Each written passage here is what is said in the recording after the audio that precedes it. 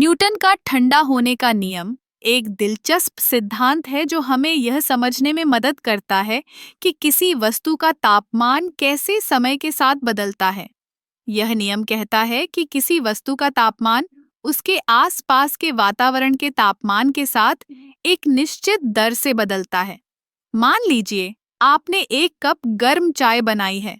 जब आप इसे बाहर रखते हैं तो यह धीरे धीरे ठंडी होती जाती है। न्यूटन के इस नियम के अनुसार चाय का तापमान उस समय के तापमान से भिन्नता के अनुपात में घटता है। इसका मतलब है कि यदि बाहर का तापमान बहुत ठंडा है तो चाय जल्दी ठंडी होगी। इस नियम को समझने के लिए हमें कुछ महत्वपूर्ण बातें ध्यान में रखनी चाहिए। सबसे पहले, यह नियम केवल तब लागू होता है जब तापमान का अंतर बहुत अधिक हो। जैसे जैसे चाय ठंडी होती जाती है, उसका तापमान और वातावरण के तापमान के बीच का अंतर कम होता जाता है। इसीलिए शुरुआत में चाय जल्दी ठंडी होती है, लेकिन जैसे जैसे समय बीतता है, ठंडा होने की गति धीमी हो जाती है। अब अगर हम इसे गणितीय रूप में देखें, तो न्यूटन का ठंडा होने का नियम इस प्रकार लिखा जा सकता है: dt is kT T ambient, जहाँ T वस्तु का तापमान है, T एम्बिएंट वातावरण का तापमान है और K एक स्थिरांक है जो ठंडा होने की दर को दर्शाता है।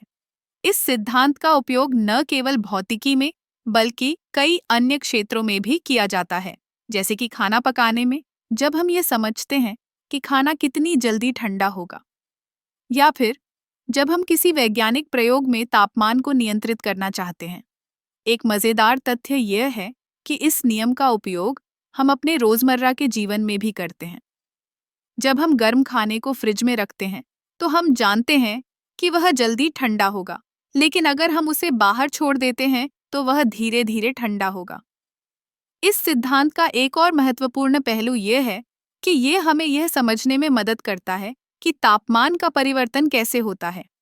यह न केवल भौतिकी के लिए बल्कि हमारे जीवन के लिए भी महत्वपूर्ण है।